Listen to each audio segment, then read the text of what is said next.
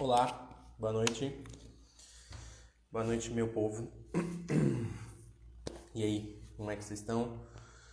Demorei um pouco, vou trazer aqui uns 10 minutos. Eu tive uns problemas aqui técnicos para poder colocar aqui. Tava tudo meio bagunçado, porque eu cheguei de viagem semana passada e tava tudo perdido aqui relacionado aos meus aparelhos, as minhas coisas aqui enfim, de trabalho aqui, né? Tripé, fone, tava tudo fora do lugar, né? Então, tava tendo que procurar essas coisas daqui que não tava meio acessíveis, né? Mas beleza. Boa noite, Renan. Boa noite, Bruno. Sejam bem-vindos. E eu nunca faço isso, mas a live de hoje, ó, tem todo um roteirinho aqui legal, porque é um assunto que eu tô um pouco tateando, mas que dá pra gente falar uma coisa. Se acostumem que muito provavelmente a gente vai falar, eu vou falar na verdade mais desse assunto aqui, eu vou acrescentar mais fontes, né? Eu usei poucas fontes do que eu queria para falar, eu vou falar de forma mais profunda em outros momentos, mas hoje aqui a gente vai pincelar porque, mesmo, eu pensei assim, olha, mesmo pegando a parte mais básica, mais superficial, tem muita coisa que as pessoas são muito confusas a respeito desse assunto quando a gente fala de virtude, de mandamento, de pecado, de moral. Você tem uma legião de pessoas escrupulosas, pessoas que, sei lá, não conseguem vivenciar bem, ter uma boa experiência religiosa, certo? Porque acabam confundindo as coisas, causando problemas, enfim, né? Enfim. E em certo sentido, a gente precisa lançar um pouco de luz, né?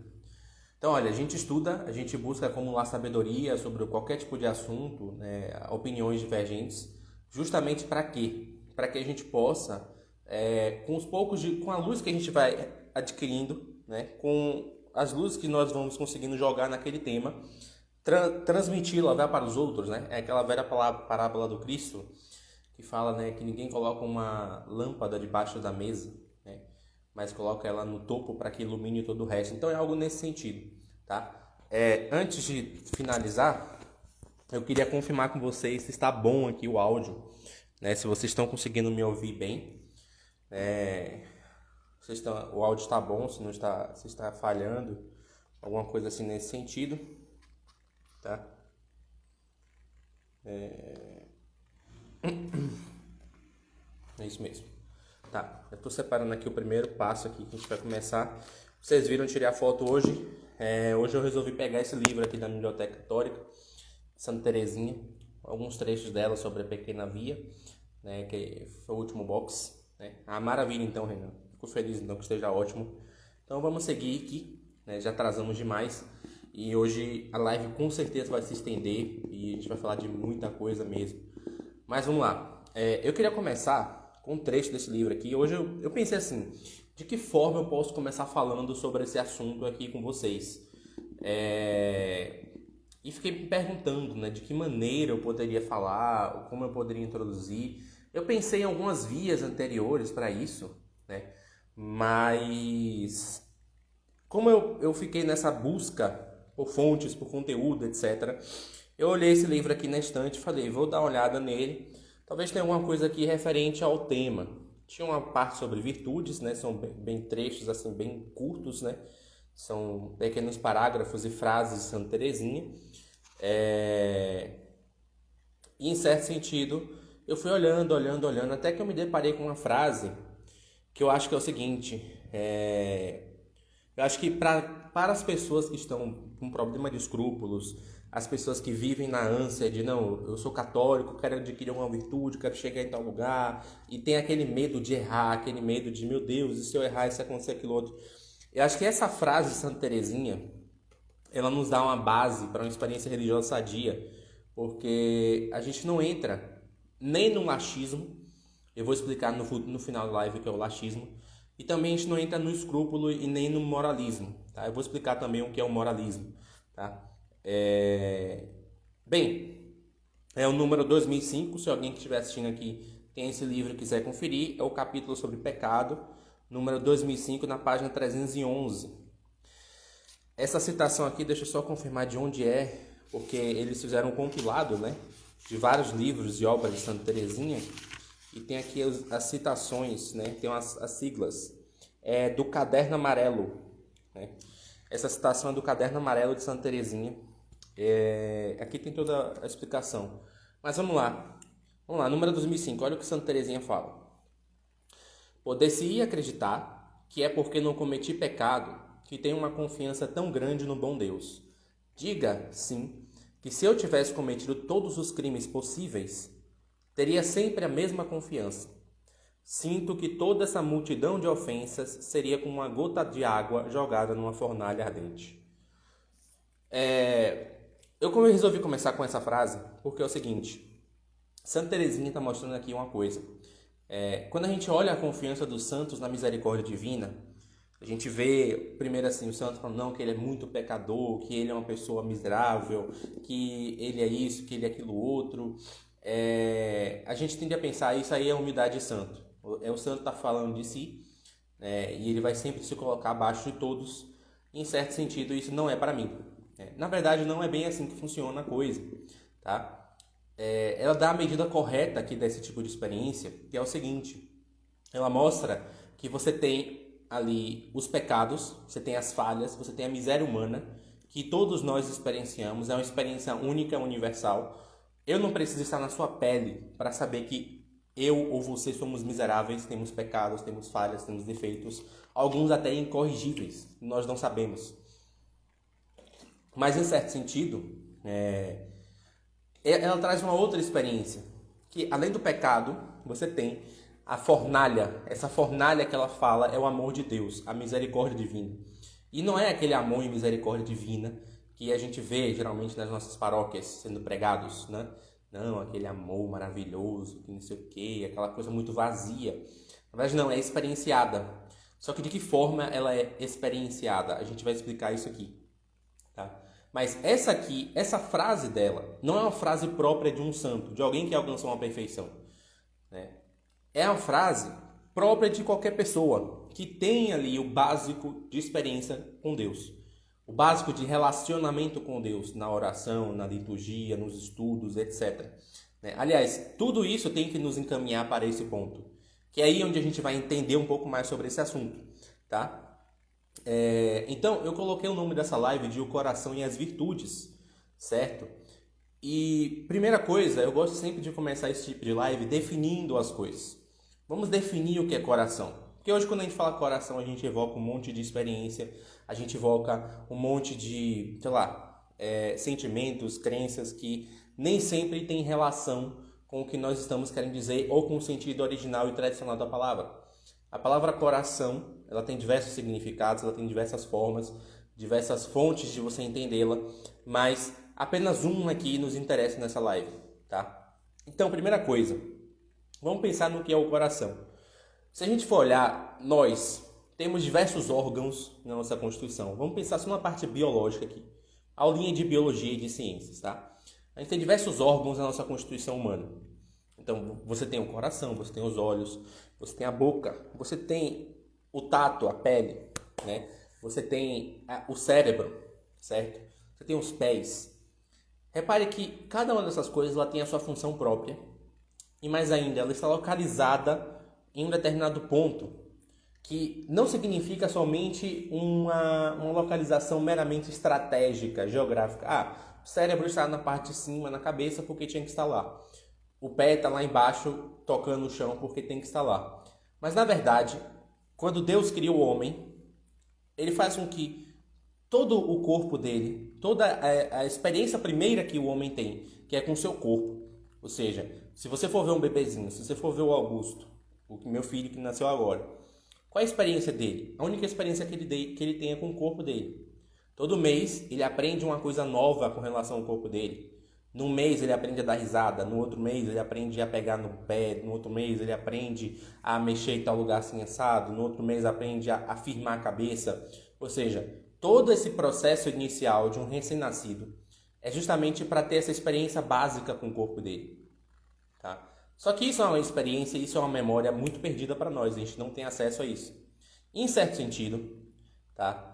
Cada uma dessas coisas, a cabeça em cima, os pés lá embaixo e etc., elas têm um significado próprio, tá? dentro daquilo que Deus quer e Deus espera do homem. Ou seja, quando São Paulo faz analogia com o corpo de Cristo, né, e quando o próprio Verbo se encarna, ele está mostrando o seguinte: o corpo pode ser linguagem teológica. Aliás, isso aí é teologia do corpo, tá? Boa noite, Lucas. Lucas Mariais, tem dois Lucas aqui, Lucas Mariais e o outro Lucas Johannes. Boa noite também. Boa noite aos outros que entraram aqui. Eu vi que entraram outras pessoas, mas eu não quis parar para não atrapalhar minha linha de raciocínio. Então, o corpo pode ser fonte de teologia humana. No corpo você entende de fato algumas coisas relacionadas a Deus e ao próprio homem, tá? Então, cada um desses órgãos ele tem uma finalidade. E quando a gente fala do coração, a gente está falando de um ponto específico, não? Primeira coisa, quando você fala a palavra coração, a primeira experiência que evoca na sua cabeça é o lugar onde ele está. Você fala no coração e você lembra do centro do peito, do centro do corpo do homem. Você lembra então que o coração é algo que está no centro. Quando criança a gente sempre representa, né, o coração do lado esquerdo do homem. Mas na verdade ele está mais no centro. Você entende que ele está mais aqui nessa região, certo? Mas você também sabe diferenciar quando você não está falando do coração. Quando você fala da sua cabeça, quando você fala de outro lugar. Então, o homem tem níveis que ele pode lidar com a realidade. Você está lidando com um coração, você está diante de um problema, diante de uma pessoa, e você está lidando com ela com um coração, é uma coisa. Você está lidando com ela com uma mera palavra, né? É outra. O próprio Deus fala isso nas Escrituras: esse povo me honra com os lábios, mas o seu coração está longe de mim. Ou seja, muitas vezes a gente tem essa atitude, a gente jura de pé junto que a gente está buscando ali, fazendo alguma coisa, mas na verdade a gente não percebe que a gente dispersou para outro lado. Basicamente, os medievais usavam um esquema, que é o famoso esquema que Dante utiliza na Divina Comédia, que é o esquema planetário. Então ele entendia o seguinte: olha, o homem era parte do cosmos, ele era parte integrante do cosmos, da ordem do universo. Sendo assim, havia uma analogia entre essa parte integrante e o todo. É aquilo que a gente chama, por exemplo, de figura de linguagem, metonímia, a relação da parte com o todo. Então havia uma relação da parte com o todo, da parte do universo com o seu todo. E haviam elementos que simbolizavam alguma coisa própria do homem. Então eles foram começando a investigar. Dentre isso, a forma mais tradicional de se identificar esses órgãos que eu estava falando com a ação deles no próprio homem eram os 7 planetas. Então você tinha 7 planetas observáveis, da mesma forma que você tem 7 faculdades que são imediatamente observáveis no homem e que conseguem, em certo sentido, lidar com a realidade. Ou seja, na sua relação com o outro, na sua relação com o mundo e consigo mesmo. Tá? Então, o medieval ele tratava dessa forma: as 7 faculdades da alma, as 7 virtudes, os 7 planetas, as 7 notas musicais. Tudo isso surgiu nessa época. E tudo tinha essa relação intrínseca. Tá? E aí começa a se observar quais são as características e qualidades que aquelas coisas apresentavam e qual a relação dessas qualidades com outras. Por exemplo, para não ficar uma coisa muito abstrata. Quando você fala uma palavra leão, você pensa no leão, você evoca várias imagens na sua cabeça. Você pensa na realeza que o leão evoca. Você pensa na nobreza. Você pensa na liderança. Você pensa na fortaleza. Você pode pensar até na parte de amedrontar o outro. Ou seja, o leão é uma fera que amedronta os seus inimigos. Então, repare que só com uma palavra você consegue evocar uma série de experiências. Tá? Então, em certo sentido, quando o cristianismo evoca essa linguagem do coração, ela está evocando a linguagem do centro, aquela linguagem que é mais importante, aquilo que também é o que é de mais nobre e sublime no homem. Então, por exemplo, dentro do esquema dos planetas, o coração estava associado ao Sol. Tá? Se você puxar até o simbolismo astrológico, você vai ver que o signo de Leão, que é onde o Sol está à vontade, está regente, ele está ligado ao coração. Ele está ligado ao órgão do coração. Porque há essa associação imediata, o coração com a nobreza. Bom, mas não tinha somente isso. Uma outra forma de entender o coração é o seguinte: quando você abre as páginas do Gênesis, Nossa, muriçoca. Quando você abre as páginas do Gênesis, você vê que o homem é criado de uma forma diferente do que todo o restante da criação. Tá? O homem é criado como a última das criaturas, mostrando em seguida que ele é uma síntese de tudo. E também Deus diz do homem algo que ele não diz de ninguém. Tá? Ou seja, diz que ele é imagem e semelhança. Então há no homem duas características próprias que são unicamente de Deus. Você tem várias coisas dentro de si que são semelhantes ao animal, semelhantes a uma planta, semelhantes a um lago, semelhantes a um oceano. Você pensa, por exemplo, nos temperamentos. Quando a gente fala, fulano é colérico, a gente está falando o seguinte, que ele tem algumas qualidades e características que são semelhantes ao fogo. Você está comparando ele com um mineral, tá? Mas o homem não tem só isso. O homem ele tem a imagem e semelhança com Deus. Essa imagem e semelhança com Deus, ela nós sabemos pela revelação, perdida por conta da queda de Adão.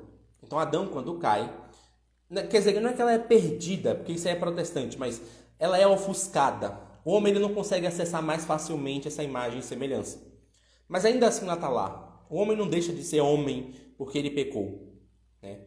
Ele pode, se ele se habituar demais no pecado, a gente vai falar um pouco disso, ele pode se habituar e se tornar um animal. Você tem a famosa figura de Nabucodonosor nas Escrituras, que à medida que ele pecava muito, ele se tornava semelhante a um bicho, né? Então, claro, isso aqui é um estágio de uma pessoa que está empeternida no erro. Mas o homem, por cometer um ato de pecado, ele não deixa de ser homem. Ele continua tendo a sua imagem, tem o espelho dele, algo que espelha Deus ali ainda. Isso fica mais inacessível, verdade. Mas ainda assim, aquilo ainda reside. Em certo ponto, o coração é essa figura. O coração é essa imagem de algo que nós temos dentro de nós que é semelhante com Deus. Tá? E você pode pensar no seguinte também. Observe seus atos. Eu fiz aquele carrossel, mas até apaguei depois porque ele bugou. Deu um bug danado lá na imagem e a gente teve que tirar. Mas quando você pensa nos seus atos, por exemplo, você está fazendo uma prova. Você está lá na sua prova, está diante de uma questão. E você observa aquela questão e você julga de qual é a melhor forma de respondê-la. Depois você vai para outra questão e você olha, fica atento, entende e julga novamente a melhor forma de responder. Esse ato que você está fazendo na prova é o que você faz também diariamente. Só que você está tão habituado e você está tão acomodado em fazê-lo que você não percebe essa dissecação de atitudes que aos poucos lhe permite, tá? Aos poucos lhe permite tomar decisões com o centro da sua alma. Então, você toma decisões numa fração de segundo, tá? E muitas vezes decisões porque você já está habituado a tomar aquelas decisões. Então, pare e pense, por exemplo, a nossa geração hoje de rede social é uma geração que as pessoas estão acostumadas a se expor a um grande número de pessoas por muito tempo. E elas vão se habituando àquilo. E aí a pessoa passa 10 anos, 15 anos fazendo aquilo. Aquilo já se tornou para ela um costume. Aquilo já mudou para ela algo. Já alterou algo na personalidade dela, no centro da personalidade dela. Então, em certo sentido, o coração está ligado. Por isso que eu fiz aquele carrossel também. Sobre o momento presente. Deus está no presente. Mas não é só Deus que está no presente. É a nossa única capacidade de ação no presente. Se eu não estiver atento aqui a cada segundo dessa live e a cada argumento que eu vou encaixando, a cada palavra que vai formando uma frase, que juntas essas frases se tornam um argumento, eu não vou conseguir exprimir as minhas ideias. Mas eu também tenho que, ao mesmo tempo que falar e que articular essas ideias, eu tenho que ir criando-as na minha cabeça, no meu intelecto. Eu tenho que ir gerando-as. Então percebe que eu estou aqui nesse ato, eu estou plenamente atento a vocês. Eu estou plenamente atento a minha audiência, tá? E você que está ouvindo também precisa fazer isso, porque você ouve os sons que eu estou emitindo e aqueles sons fazem algum sentido e representam alguma frase e essas frases, essas falas vão evocando imagens, ideias, percepções e vocês vão entendendo o que eu estou querendo falar, tá? Ou vocês não vão entendendo, às vezes a coisa fica muito confusa, acontece, tá? Então, eu trouxe aqui uma série de imagens, eu trouxe os esquemas planetários, eu falei do coração como o Sol como o centro e aquilo que há de mais nobre no céu. Ou você pode pensar na imagem de Deus. O homem carrega em si uma imagem própria de Deus, que está lá, ainda que ele não esteja ainda batizado. Quando é batizado é outra coisa, porque não é mais uma imagem, é uma vida. o batismo insere na alma da pessoa a graça do próprio Cristo, que quando a gente fala de graça, é a vida divina. Já é um outro nível, tá? Claro que isso também ajuda, também está ligado com o coração, com as virtudes, com a vida moral, principalmente nós que somos batizados. Mas basicamente é isso. Para reforçar e fechar essa definição do coração, tem no catecismo uma definição lá. Eu não sabia que tinha, eu estava procurando, mas lá tem. E é bem legal. Eu vou colocar aqui. Nossa, molhou o catecismo aqui, vai mofar. Ô, doideira. Enfim, vamos lá. No número 2563, o catecismo está falando de oração aqui. E ele fala do coração. Olha o que ele fala. O coração é a casa em que estou, onde moro, segundo a expressão semítica ou bíblica, para onde eu desço.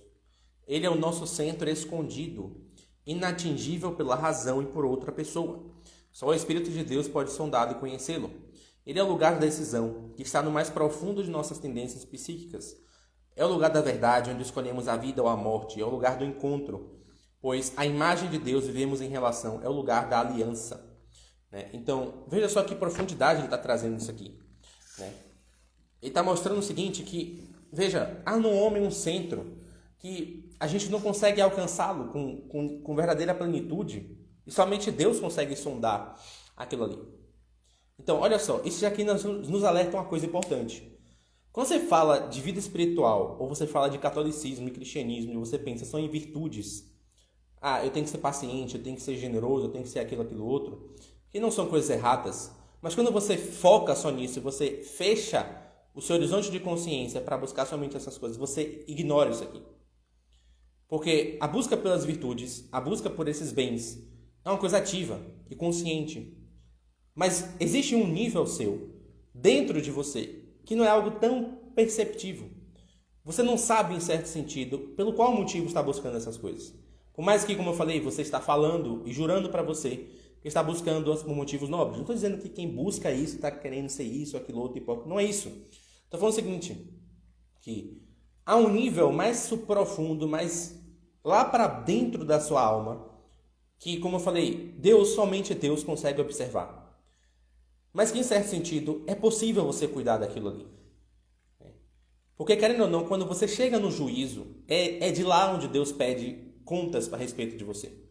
Quando Deus chega no juízo, Ele não fala somente das coisas que você fez da boca para fora. Mas Ele está cobrando, e Ele vai cobrar, daquilo que está ligado às suas decisões mais imediatas, às suas decisões mais profundas, que já estão enraizadas dentro da sua personalidade. É ali onde está o seu coração. O Cristo dá vários indicativos para você fazer a investigação. O catecismo fala que só Deus chega lá, mas a gente consegue chegar a um certo nível, porque o próprio Deus nos disse como averiguar isso. O próprio Deus fala, olha, onde está o seu coração, aí está o seu tesouro. Então, isso já é um indicativo. Onde está aquilo que é mais importante e fundamental para mim? Ali vai estar o meu coração. Ou você pode pensar também, na palavra que o próprio Cristo fala, olha, a boca fala do que o coração está cheio. Exatamente, olha aí, a galera já está falando, ó. Bruno já está citando aí, onde quer que esteja o teu coração estará tesouro, exatamente. O Lucas, é aquilo que Santo Agostinho diz, no mais íntimo do meu íntimo está Deus, perfeitamente. Quando Santo Agostinho fala isso, no mais íntimo do meu íntimo está Deus, ele falando exatamente o seguinte, olha, existe Deus dentro de mim, tá? Deus está ali dentro de mim, a imagem dele está gravada no meu centro, certo? E é ali onde eu consigo tomar as decisões mais nobres e mais profundas. Só que veja o seguinte, o coração pode estar corrompido. A Escritura diz, por exemplo, Provérbios, o coração do sábio se inclina para a direita e o do tolo para a esquerda. Então, é possível você inclinar essa parte nobre e aquilo que é nobre fazer coisas hediondas. Qual a diferença, por exemplo, do nível de maldade de um Hitler, de um Stalin, para, sei lá, um revolucionário de Universidade Federal? É que o universitário ele está só preocupado ali de coisas mais mentais, ele está pensando em uma ideia, ele está projetando um sonho de vida. O cara que é o dono da revolução, o totalitário, o ditador, ele não está só pensando nisso, ele sabe, ele tem nas mãos tudo, e ele quer dirigir, ele quer aceitar o senso de poder, governar com um cetro de ferro, como se ele mesmo fosse Deus, ou seja, ele corrompeu o coração dele. Ele percebeu, ele viu dentro do seu coração uma imagem divina, mas ele não percebeu que essa imagem divina não é dele, é de Deus. E ele confunde a si mesmo com essa própria imagem divina que ele percebe. Então, você começa a perceber como você tem níveis de maldades diferentes no mundo. E aí também é loucura. Eu já vi muita gente fazer esse meio católico. Não, porque eu sou mais pecador, sou mais miserável que Hitler. Mentira, cara. Você está mentindo, entendeu? Você está mentindo, entendeu? Você está falando assim só por falar, para poder parecer bonitinho, entendeu?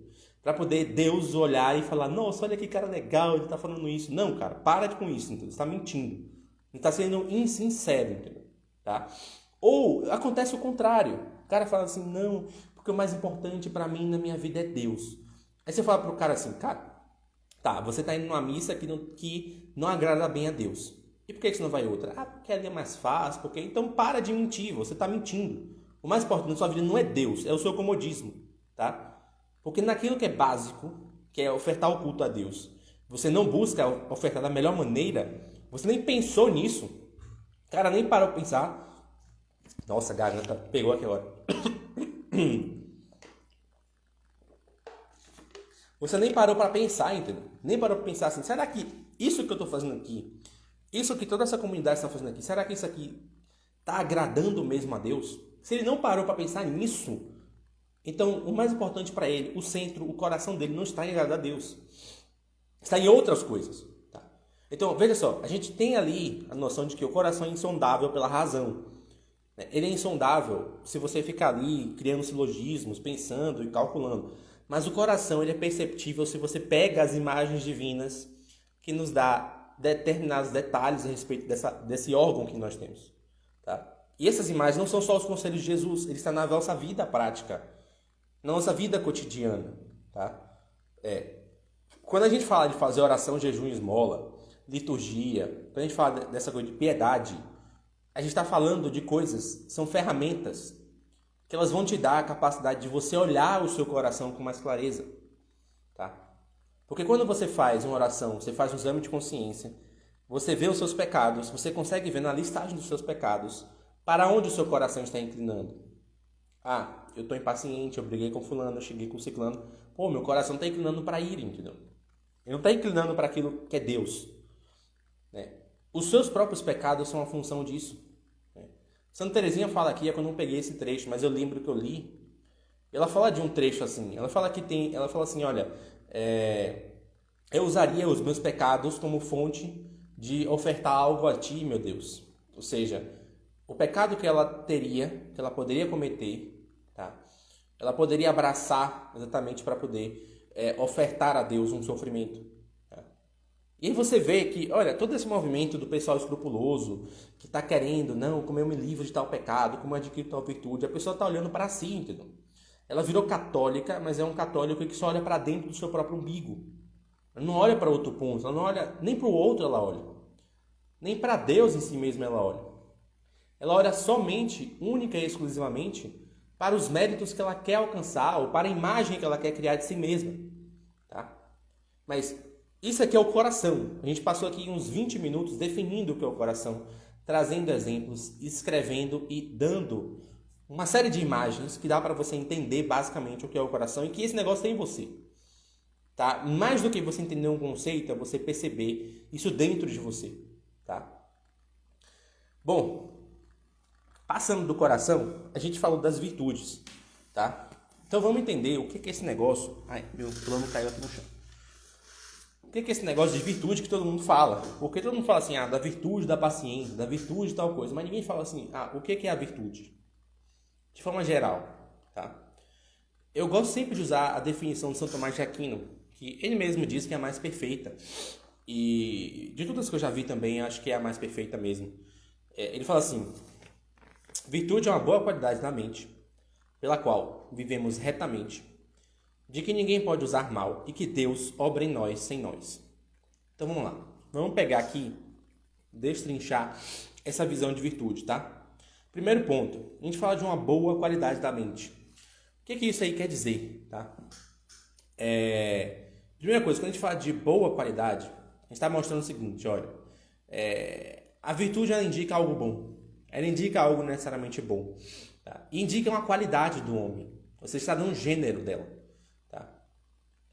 ela não é, por exemplo, uma espécie de coisas ou, sei lá, algo que pode, assim, algo que vai definir a vida de alguém de forma imediata, tá? Mas é uma qualidade de alguém que se manifesta presente, se manifesta viva dentro daquela situação, tá?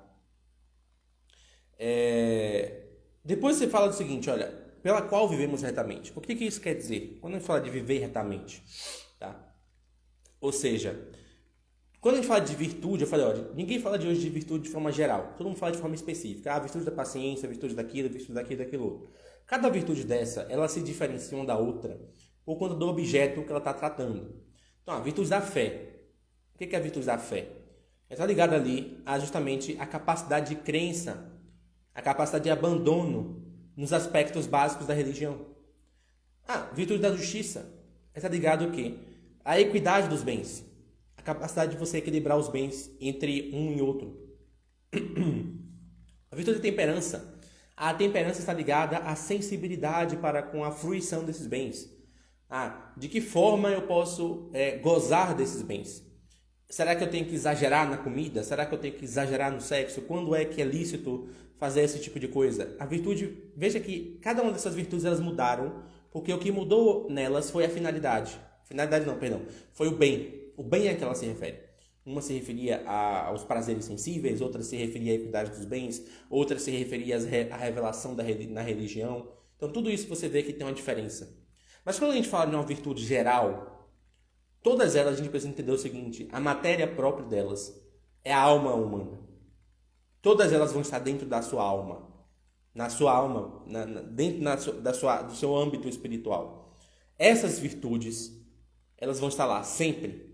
Não importa se ela vai se referir ao bem, se ela vai se referir à equidade dos bens, se ela vai se referir a, sei lá, enfim, a religião, não interessa. Mas todas elas vão estar dentro da sua alma. Tá? Ou seja, a matéria principal, quando a gente fala de virtude de causa geral, é o homem, é o sujeito, a pessoa. Tá? Depois que você fala disso, você vai falar nós falamos da boa qualidade da mente, pela qual vivemos retamente. De que ninguém pode usar mal. E por que Santo Tomás fala que uma virtude ninguém pode usar mal? Parece uma coisa óbvia, né? Mas na verdade não é tão óbvio assim não, tá? Por quê? Entenda o seguinte. Existem atos que nós fazemos que é totalmente benéficos. Tá? E existem atos que nós fazemos que é totalmente maléficos. Então, um aborto é uma coisa totalmente maléfica. Tá? Sei lá, deixa eu ver aqui, pensar aqui agora. Uma oração é algo totalmente benéfico. Agora, existem atos que vão variar. Eles podem ser usados para o bem e para o mal. Por exemplo, a agressão. Ela pode ser usada para o bem, dependendo da situação que ela se encontra. Então, se você está defendendo você ou a sua vida, ou defendendo o próximo, defendendo um bem de valor inestimável, sei lá, o culto a Deus, você pode agredir alguém em algum nível, que aquilo não vai estar enquadrando em um ato totalmente errado. Agora, se você não tem um motivo explícito para isso, como se defender ou como conservar a vida, e você agride alguém, você está fazendo algo bom, algo mal. Repare que é o mesmo ato, tá? Utilizado para duas finalidades diferentes, uma boa, outra má. São Tomás, quando ele fala assim, olha, de que ninguém pode usar mal, ele está falando o seguinte, olha, virtude só é virtude quando, em certo sentido, aquilo opera para o bem. Não existe esse negócio do cara que é virtude. Eu sou sábio e usa sabedoria para esculachar a vida dos outros. Para esculachar ou apontar nos outros a burrice, o erro, o que quer que seja. Tá? Não existe isso. Não existe virtude da modéstia para você apontar o dedo na cara da moça que não é modesta ou que está se vestindo mal e se achar melhor ou superior que ela. Você está simplesmente não sendo virtuoso. Tá? Então a virtude ela sempre opera para um bem específico. Ela não tem como operar para algo mal. Não tem como causar um efeito mal colateral. Tá? Para finalizar, o último ponto, São Tomás fala, e aí é o ponto final, que ele diz o seguinte, olha, Deus obra em nós e sem nós. O que ele quer dizer com isso? Ele está falando da causa eficiente da virtude. Olha, a virtude só alcança a sua medida em si quando Deus é o agente principal dela. É por isso que, naquele destaque que ficou famoso lá no História Católica, eu falei, olha, não tem esse negócio de você pegar, eu vou ler e vou adquirir tal virtude. Não. Você está lendo e você não está alcançando o coração. Porque ler é os olhos. No máximo, se você lê muito bem, você purifica a sua inteligência. Então, por exemplo, o cara que está no processo de conversão, ele não sabe a importância da castidade. E aí, ele lê um livro sobre a pureza e ele entende, cara, agora eu entendi que é importante buscar esse negócio. Mas veja, ele entender que isso aí é importante não quer dizer que ele adquiriu a virtude em si. Quer dizer que ele adquiriu uma intelecção da virtude. Mas ele não puxou ela para o centro da sua existência. E ele só consegue fazer isso através da própria ação divina. Porque lembra que eu falei? Só Deus sonda os corações. Nós só conseguimos sondar pequenas indicações do nosso coração. Nós não conseguimos ter uma visão plena e total do nosso coração. Só Deus consegue fazer isso, tá? Só Deus consegue fazer. Então, é somente Ele que vai conseguir operar a virtude em nós, fazer com que essa virtude seja causada em nós. Não tem outro meio, cara. Não tem outro meio. Claro, tem alguma coisa que você tem que fazer, óbvio. Aqui também não é um laxismo. Laxismo é isso. Eu vou explicar depois melhor, mas laxismo é isso. Não é uma coisa assim, eu sento, boto as minhas pernas para cima, tá? E acabou. Deus que se vire.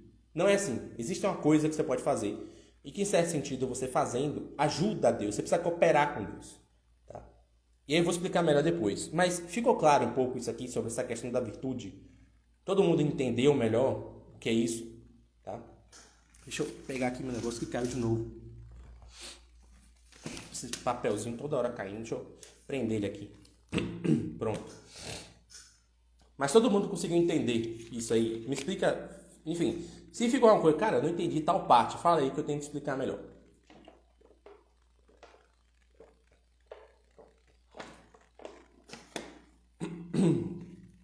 Aparentemente está todo mundo entendendo tudo. Então, vamos seguir, tá? Também tem no catecismo um trecho aqui, falando um pouco sobre esse assunto, que eu vou ler, só para deixar uma coisa um pouquinho mais amarrada. Ele fala assim, acho que é mais fácil até de entender por esse trecho do que pelo de São Tomás.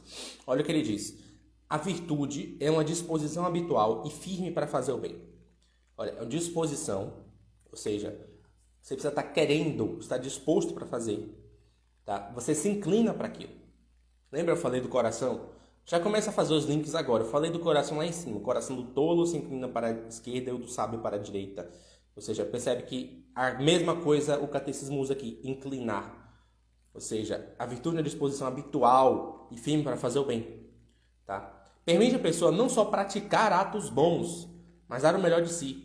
Com todas as suas forças sensíveis e espirituais, a pessoa virtuosa tende ao bem, o procura e o escolhe na prática. Tá? Então, veja só.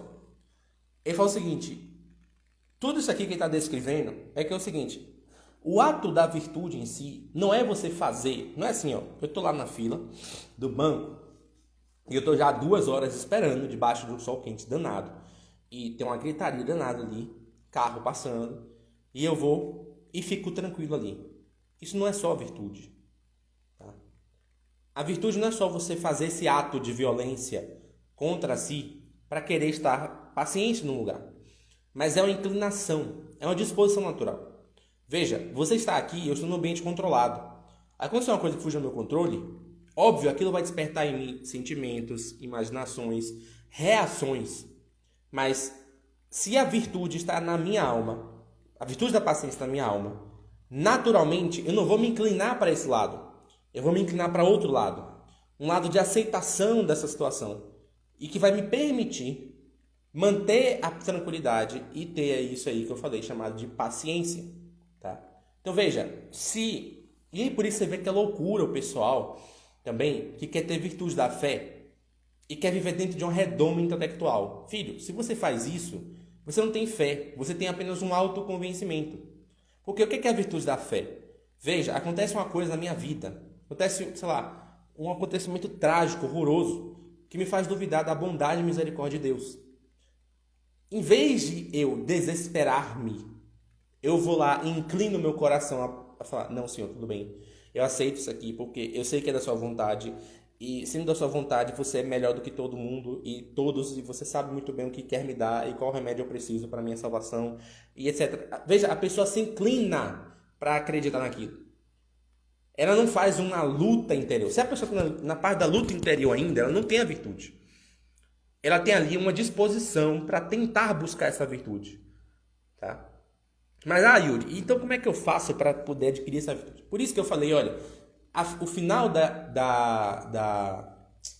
definição do Tomás de Aquino fala o seguinte, olha, há uma inclinação, Deus opera em nós, e veja, ele não fala só que Deus opera em nós, ele fala, Deus opera em nós e sem nós. Ou seja, não é só uma coisa assim, não, Deus fez aqui e a gente estava lá, não. Deus opera em nós, sem nós. A virtude ela é feita num ato de Deus. Só que é claro, como eu falei, desde o começo, o sujeito, a matéria da virtude é o homem, é a alma humana. O que você precisa fazer não é ficar buscando virtude como quem estivesse buscando um chocolate no supermercado. Você tem que criar na sua alma a disposição para aceitá-las. E entender perfeitamente que Deus está no momento presente. Deus está na atualidade, Ele está no agora, Ele não está no amanhã e no depois. Se naquele agora vem um rompante de uma coisa que faz com que você saia do seu eixo, é Deus que está ali, não é mais ninguém. A primeira tendência da gente é essa, é pensar, não, porque é o demônio, porque não sei o que lá, porque fulano que é idiota, que não sei o que. Esquece isso, é Deus que está ali permitindo que aquela coisa aconteça. É uma causa segunda dele. Ele é a causa primeira, que ordena e dirige todas as coisas, e as causas segundas são os acontecimentos mais imediatos da nossa vida. Então, olha só, o primeiro ponto é você criar essa disposição. Então, olha, se abandonar a providência divina, refletir sobre o que é um abandono na providência divina, tá? Aprender a enxergar suas limitações, suas dificuldades. Por isso que vem o tripé, oração, jejum, esmola, é para isso. Não é para você ficar, nossa, agora eu cumpri o jejum, que massa, eu consegui fazer. Não, agora eu rezei, que legal. Não, cara.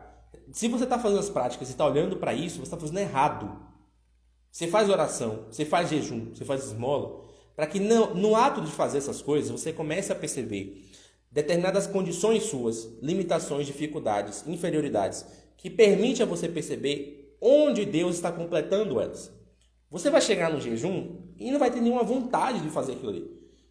Ou você vai chegar no jejum e vai estar simplesmente confortável. E se você tiver, dê graças a Deus, é Deus que está permitindo isso. Tenha essa autorreferencialidade, ou seja, no sentido não de, sou eu o ato de todos, não, é a imagem de Deus em mim que está permitindo isso. É o coração, aquilo que eu falei no começo. E é por isso que eu falei do coração e das virtudes. Porque você precisa, é isso. Não é você simplesmente pegar e pensar, não, porque eu preciso fazer. Veja, se você fizer uma vez numa fila de banco um ato de paciência, nada vai te garantir que você é paciente. Porque se chegar no outro dia seguinte e você pegar a mesma fila, você vai se irritar. Porque você está achando que você é o sujeito principal de toda a prática virtuosa e você não é. O sujeito principal da prática e do ato virtuoso é Deus. O que você tem que fazer é tomar consciência disso. Quando você pega a definição de Santa Teresa de oração, eu não marquei aqui. Deixa eu ver se eu consigo achar aqui nas minhas anotações. Não. Explicação da oração mental. Deixa eu ver se é essa aqui. Só confirmar.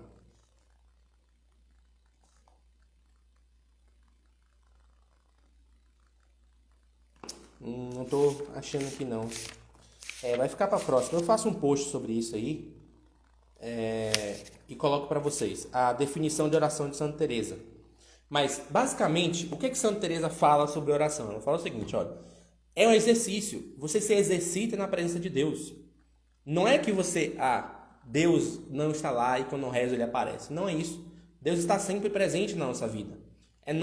Somos nós que não temos consciência disso, tá? E aí, na oração, você exercita isso.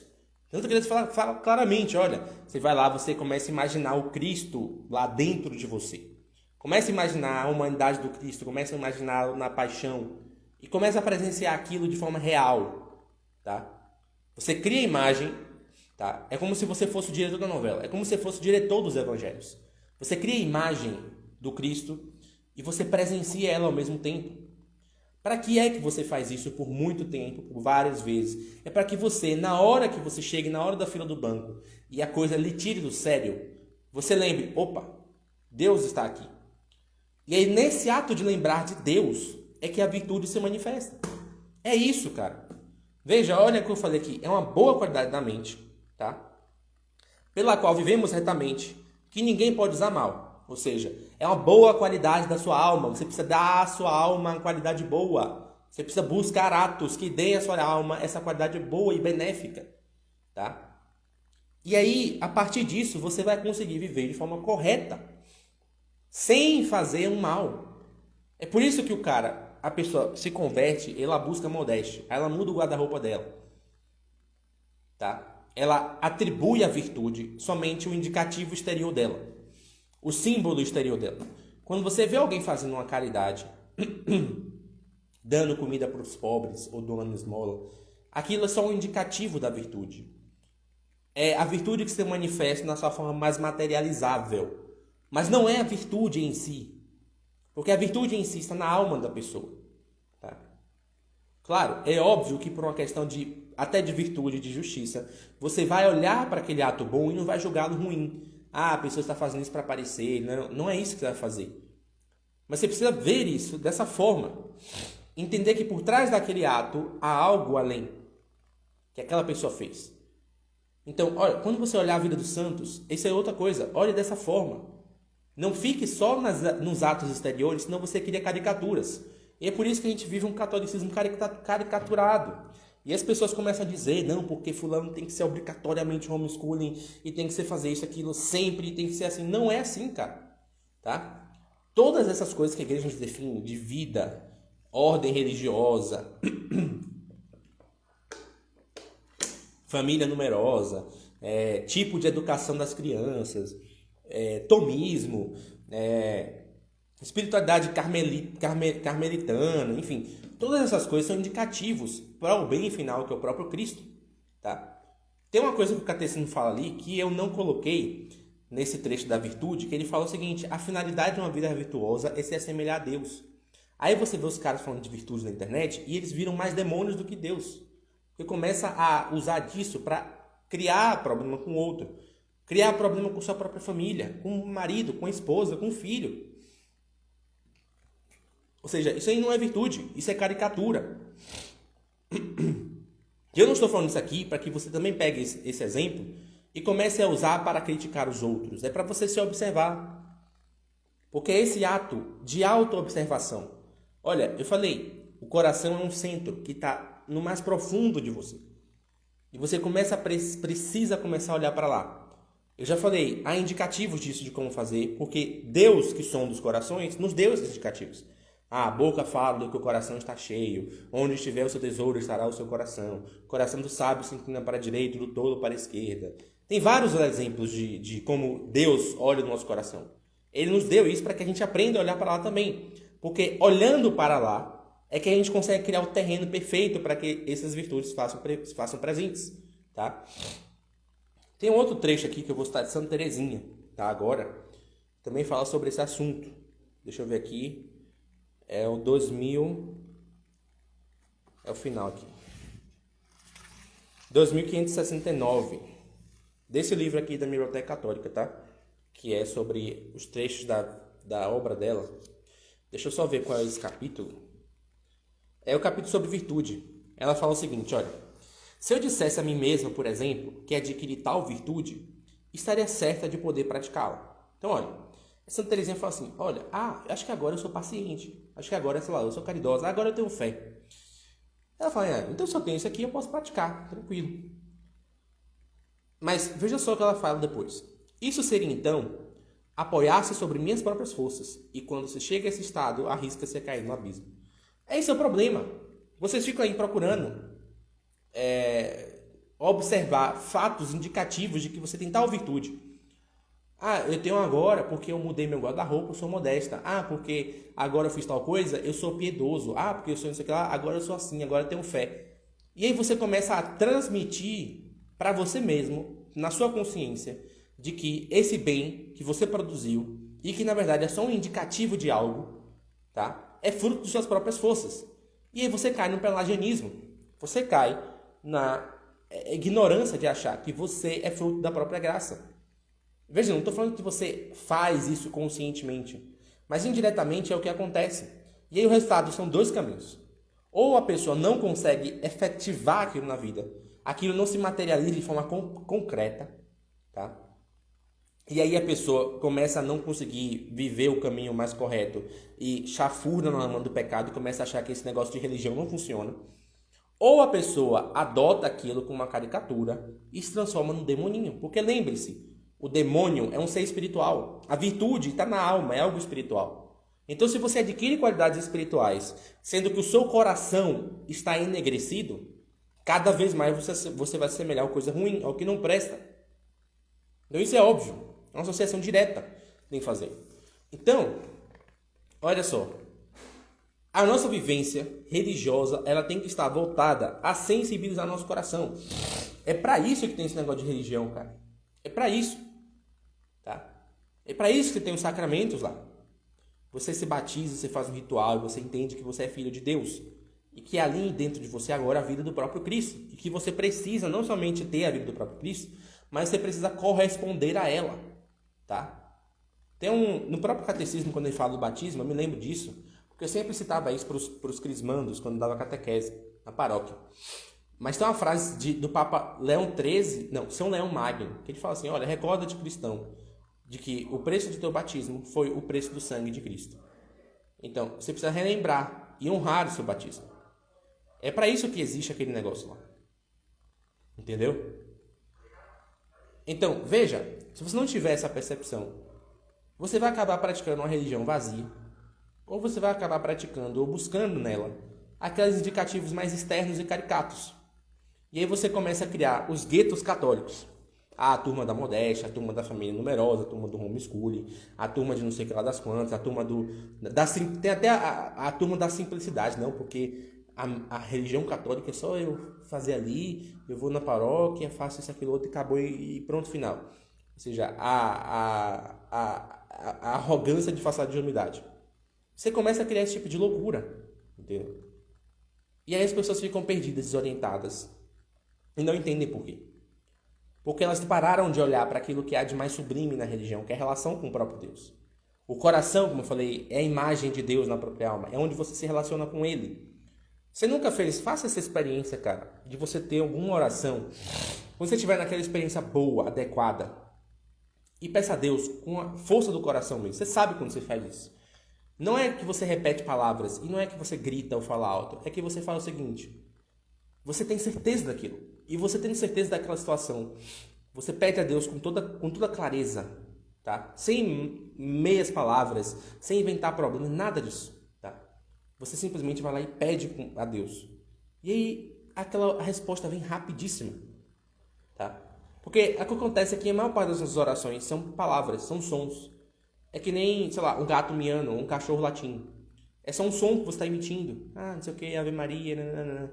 Mas você não está lá rezando com a inteireza do seu corpo. Você não está se colocando dentro. Se você faz isso, maravilha, continue. Mas é para isso que existe isso, essas coisas. E quando você faz isso, Deus fala, porque, olha, Deus escuta com todo prazer, com mais atenção possível, quando nós rezamos com o coração. Quando você reza só com a boca, ele escuta porque ele é misericordioso. Ele fala, não, vamos tentar fazer uma coisa lá e ele escuta. Tá? Mas quando você reza com o coração, você reza inteiro, ele aceita. E quando ele aceita aquela sua própria oração, você percebe diretamente que ele falou com você e você falou com ele. Tá?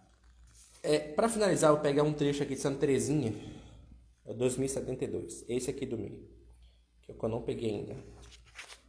Tá? Que ela diz o seguinte, olha. Mais tarde, quando a perfeição me apareceu, compreendi que para me tornar uma santa, era preciso sofrer muito, procurar sempre o mais perfeito e esquecer-me de mim mesmo. Compreendi também que havia muitos graus na perfeição e que cada alma era livre para responder às chamadas de Nosso Senhor, para fazer pouco ou muito por Ele. Em uma palavra, para escolher entre os sacrifícios que Ele pede. Veja que ela fala o seguinte, olha, ela chegou num estágio que a perfeição, a vida de intimidade com Deus surgiu para ela, tá? E que ela percebeu o seguinte, para eu chegar à santidade, para eu chegar à intimidade e amizade com Deus, tá?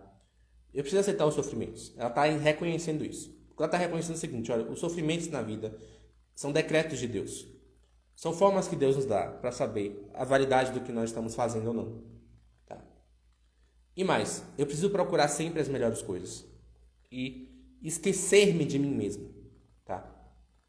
Depois ela percebe o seguinte, olha, existem vários graus de perfeição e as pessoas, elas têm que escolher entre o que ela vai ofertar a Deus ou não. Veja, ela está mostrando o seguinte, as pessoas precisam criar dentro delas uma espécie de ambiente onde elas consigam reconhecer nas suas vidas o que ela vai ofertar ou não a Deus. Veja, quando a gente olha a vida dos santos, a gente sempre tenta achar um padrão ali. Não porque esse santo é assim, assado, mas na verdade são todos muito diferentes. Eles são muito diferentes porque todos eles criaram dentro de si esse ambiente propício para conversar com Deus. Eles se aprofundaram nos seus corações. E à medida que eles fizeram isso, eles foram captando na sua vida o que é que Deus pedia deles ou não. Entende? Então, não dá para você criar um manual de santidade como se fosse um manual de montagem de móveis. Por exemplo, a minha estante lá.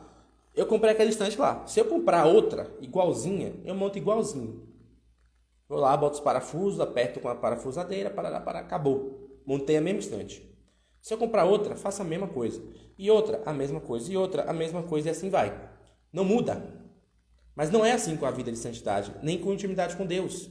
Porque cada pessoa tem a sua vida. Cada pessoa tem a sua alma. Tá? E o que tem um ponto de partida, um ponto em comum entre todas elas, é que essas pessoas, esses que nós chamamos de santos, eles conseguem criar esse ambiente, esse território propício para a conversação divina. E eles conseguem perceber de fato quando é Deus que pede deles um sacrifício ou não. Veja, ela fala de escolher entre o sacrifício que vai fazer entre Deus. E que essa escolha é o que propicia os graus de perfeição. O que é que Santa Teresinha está falando? Tá? Ela está dando aqui o critério para você diferenciar um santo de outro. Certo? E por isso que ela é doutora da igreja. Alguém perguntou, por que Santa Teresinha é doutora da igreja? Olha, só numa frasezinha simples, o tanto de profundidade que a gente consegue tirar a respeito da vida de santidade. Então, pessoal, para finalizar, eu ia falar o seguinte, eu ia dar assim, não, como é que a gente sai do moralismo, do escrúpulo, do laxismo? Eu vou fazer o seguinte, eu vou definir essas coisas, porque eu acredito o seguinte, tudo que eu falei anteriormente já dá base para vocês saírem dessas coisas. Fazer com que vocês não cometam elas. E quando defini-las, vocês vão entender. Eu falei do moralismo, do laxismo, do escrúpulo. O escrúpulo é o mais conhecido hoje, por conta do padre Leonardo Wagner, porque realmente muita gente adquire essa doença espiritual, infelizmente. E eu acredito elas que adquiriram essa doença espiritual por conta do moralismo. Tá? O moralismo não é o que geralmente as pessoas mais mundanas falam. Ah, não, porque fulano é moralista, porque ele não quer ter relações com a namorada antes de casar. Não é isso. Tá? O moralismo visa substituir a moral pela própria religião. Ou seja, quando você faz, eu falei assim, ó, você faz a questão da religião, tá? Por exemplo, você pensa nos mandamentos. Os mandamentos, eles são meios para você cumprir um certo tipo de relação divina, tá? E quando você busca cumprir esses mandamentos, em certo sentido, óbvio, ele exprime em você algumas qualidades morais. Não adulterar, não desejar a mulher do próximo. Pronto, você vira em certo sentido casto. Mas veja que a castidade não é a finalidade. A finalidade é obedecer ao mandamento divino. É você reconhecer a soberania de Deus e aceitá-la na sua vida, naquele aspecto específico. Então você sabe que você tem a sua vida, que você tem os seus desejos, você tem os seus sonhos, você tem as coisas que você almeja. E aí do nada você vê uma mulher passando na rua e é uma moça muito agradável, bonita, e ela parece solteira, né? Mas depois você vê que ela não é solteira, que ela é casada, ela tem um relacionamento, mas você ainda considera ela bonita. Olha, você vai ter um impulso de querer ir lá falar com ela, querer conversar com ela em algum nível e querer tê-la para você. Só que aí você vai lembrar que, não, nessa área e nessa circunstância é Deus que manda. Então eu vou obedecê-lo, eu vou refrear os meus sentimentos. Eu vou refrear a minha sensibilidade. Por uma questão de obediência à divindade. Então é para isso que serve o mandamento. Mas veja, você praticou uma virtude ali, indiretamente. Mas essa não era a finalidade. A finalidade era obedecer a Deus. Tá? Então, quando você vive a religião, quando você vive sua vida religiosa pessoal de forma tranquila e coerente, óbvio que uma série de qualidades vai aparecer ali. A paciência, a confiança em Deus, etc., a fé. Mas essas coisas não são a finalidade. A finalidade é relação e intimidade com Deus. É como o catecismo fala aqui, como eu falei no trecho. A finalidade de uma vida virtuosa é assemelhar-se cada vez mais com Deus. E assemelhar-se com Deus é ser amigo dele. Porque os amigos são aqueles que amam e rejeitam as mesmas coisas. Né? Então, em certo sentido, essa é a finalidade da vida religiosa. É religar-se a Deus. É unir-se a Ele. De forma indireta, você adquire algumas coisas, né? Pode reparar, toda a experiência religiosa do cristianismo no Ocidente está desvirtuada. Você vê desde o catolicismo mais paroquial, você pega assim, o catolicismo de pessoal de paróquia que, sei lá, não, eu quero ser sentimental, eu quero, né, não porque eu perdi minha, sei lá, enfim, ele busca na religião um consolo sentimental. Você pode ter o cara da igreja protestante que é teologia da prosperidade. Deus para ele é um meio de arranjar bens financeiros.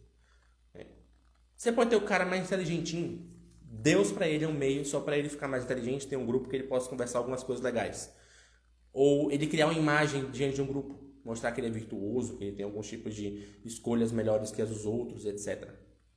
Mas todos eles perderam a finalidade daquilo que é próprio da religião, que é a encarnação do Verbo, que foi aquela união profunda entre humanidade e divindade, na pessoa do próprio Cristo. Então, isso é o moralismo. Você transforma a moral no centro da própria experiência religiosa, quando na verdade ela é somente uma consequência. Tá? Ela é um efeito. Né? A causa é o quê? É a vivência boa da vida religiosa. O efeito é justamente a vida moral excelente, por exemplo. Bom, depois disso tem o laxismo. O laxismo é o contrário do moralismo. O laxismo ele é um excesso de confiança na bondade e misericórdia divina. Não da forma que os santos tinham. Porque os santos eles tinham confiança na misericórdia divina, mas plena consciência de que eles eram plenamente miseráveis. O laxismo não. O laxismo é o cara que ele não se importa com os erros que ele comete. Ele não se importa em desagradar mais a Deus. E ele faz isso para tentar fugir de um moralismo religioso. Na verdade, ele não está fugindo de um moralismo religioso, ele está fugindo de Deus. Ele está buscando fugir de uma intimidade com Deus. Isso é o laxista. Ele transforma a vida religiosa em algo mais simples do que ela é, de fato. Tá? Não é como o fariseu que cria 670 leis para poder cumprir, mas... E aí, claro, você olha 670 leis para você agradar a Deus, o negócio tem alguma coisa erradíssima aí. Mas ele é o cara que fala, não precisa, só precisa de, sei lá, não precisa de lei nenhuma, só você fazer o básico ali, Deus vai se alegrar e vai achar legal. Ele tenta parecer a coisa mais bonita do que ela é, na verdade. Né? O Cristo vai vir e fala, não, a gente precisa amar a Deus sobre todas as coisas e o próximo, né, como a si mesmo. Ou amar o próximo como eu amo. Né? E aí você começa a perceber, né, que, olha, ele simplificou muito, mas é uma simplificação que dá um certo nível de profundidade ali, tá? Perfeito, Daniel, é o saduceu, exatamente, o laxista é o saduceu, tá? E o escrúpulo, ele é uma consequência do moralismo, porque a pessoa transforma a moral no centro da religião, óbvio, ela não vai conseguir cumprir isso, não vai dar certo, e aí ela vai começar a criar regras e leis, justamente para poder tentar ter a sensação de que ela está vivendo bem a religião dela, e na verdade ela não está, ela está só se afundando mais e mais num pessimismo moral. Né? E ela não vai conseguir nunca ter aquela confiança. Para o escrupuloso, essa frase de Santa Teresinha aqui é um crime. Tá? É um crime, olha. Pode-se acreditar que é porque não cometi pecado que tem uma confiança tão grande no bom Deus. Diga sim, que se eu tivesse cometido todos os crimes possíveis, teria sempre a mesma confiança. Sinto que toda essa multidão de ofensas seria como uma gota de água jogada numa fornalha ardente. Isso aqui para o escrupuloso é impossível. É impossível. É impossível ele falar isso. Porque ele transformou a experiência religiosa dele em duas coisas. Ele cria um pouco dos dois, do laxista e do moralista. Ele cria regras para poder cumprir. E depois ele percebe que não é capaz de cumprir aquelas regras. E aí ele cai num pessimismo moral e espiritual profundo. À medida que ele cai nesse pessimismo moral e espiritual profundo, ele vai e precisa criar uma nova regra para ele cumprir, porque somente assim ele vai se sentir bem. Porque aí ele vai ter a sensação de que ele está vivendo a religião. E aí, novamente, essa regra nova que ele criou, em algum momento, ele não vai conseguir cumprir. E aí ele fica nessa coisa, ele não consegue assumir a responsabilidade do erro. Tá? Ele transforma a responsabilidade do erro em criar uma nova regra. Tá? E, a partir disso, aquilo não dá certo e ele gera um pessimismo interior. Basicamente é isso. Definindo essas coisas, e de tudo que eu falei nessas 1 hora de live, dá para entender como você consegue fugir dessas coisas e não se deixar levar por elas, tá? Veja, não estou falando que você vai conseguir curá-las, mas se você não tem, em certo sentido, você vai conseguir evitá-las dessa forma. Entendendo o seguinte, eu preciso estabelecer atos e práticas na minha vida que me permitem observar um pouco mais no meu coração. E observando melhor o meu coração, eu consegui criar um terreno para que Deus possa ir lá plantar as virtudes. Aliás, essa é a analogia que Santa Teresa d'Ávila usa, a do jardim. A vida de oração é você buscar água, tá? Buscar água para ser plantada, né? E Deus vai fazendo aquilo frutificar. Então, pessoal, acredito que essa é a primeira live que a gente falou desses temas um pouco mais profundinhos, né? Mas por hoje é só, né? Se vocês quiserem falar mais algum tema, quiserem alguma pergunta, alguma dúvida, estou aqui à disposição. Mas para mim, por hoje é só, acho que já chega. Foram quase 1 hora aqui de live. Geralmente eu não costumo fazer esse tipo de tempo nessas lives de sábado, eu dobrei o tempo, né? Mas espero que vocês tenham gostado, espero que tenham aprendido alguma coisa, espero que alguma coisa tenha frutificado, que algo tenha, sei lá, mudado um pouco em vocês essa percepção. E, cara, tem algum colega, eu sei que amanhã, domingo, né, dia de cumprir preceito, vai ter gente perguntando sobre cumprir preceito ou não, se eu fiz tal coisa, nananã. Se tiver essas coisas, manda essa live pra ele. Para a pessoa entender o que é viver uma vida religiosa sadia dentro do catolicismo. Porque é o que falta hoje para muitas pessoas. Então você hoje tem essa responsabilidade agora, né? Não de fazer agora, mas surgiu, lembra dessa live e manda para ele, tá? A gente vai poder conversar um pouco melhor e até tirar. O Renan falou, foi incrível. Obrigado, Renan. Agradeço novamente a presença de vocês. Tá, vamos lá. O Bruno perguntou. Porque o vício e a virtude são feitos da mesma matéria. Lembra, Bruno, que eu falei lá no começo que a matéria da virtude em geral é a alma humana? É isso aí. Na alma humana também tem os vícios, cara. Os vícios estão lá também, tá? Então, quando a gente fala, Santo Agostinho fala, os vícios e a virtude são da mesma matéria, é porque eles residem no mesmo campo, que é o campo espiritual do homem, tá? E aí, geralmente, o que funciona? É você observar o que é que o vício está se referindo, tá? O que é que a pessoa está buscando ao buscar aquele vício? Geralmente, é só você direcionar isso para o bem. Eu não vou entrar muito nesse detalhe, mas tem uma obra que, quando terminar Santa Teresa, São João Clímaco, o Escada do Paraíso, ele era mestre em fazer isso. Fazer os caras pegar lá, os caras pegando um vício, usavam um vício para o cara cometer uma virtude e etc. Né? Então, é mais ou menos isso aí. Mais alguém?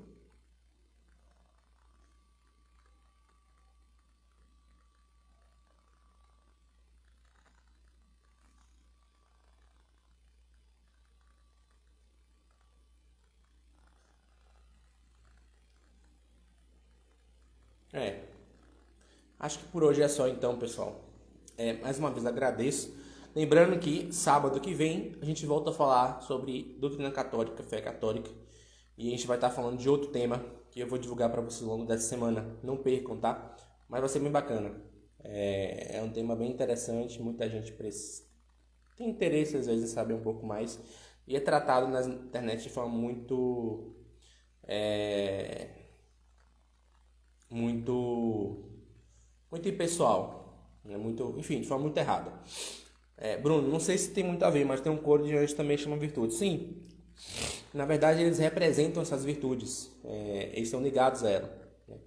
De tal forma que as virtudes que a gente adquire vêm por meio deles, tá? Dali que vem. Mas repare que o coro das virtudes não é o mais elevado de todos. Tem tronos, dominações, potestades antes. Então, você percebe que no plano da alma humana, as virtudes não é o ápice de tudo. Tá? Eles são indicativos de uma coisa boa, mas não é o ápice de tudo. Depois eu vou explicar, daqui a 15 dias vai ter outra live que vai estar casando com o começo do advento. Vocês vão entender direito o que é isso. A gente vai fazer uma reflexão bem bacana. Já está programado, inclusive. Mas vocês vão saber aos poucos, tá? Então, acho que por hoje é só. Mais uma vez, agradeço aqui a presença de todos vocês. A audiência, tá? Até de quem está assistindo depois, né? Fiquem com Deus aqui e até sábado que vem, beleza, pessoal? Até mais.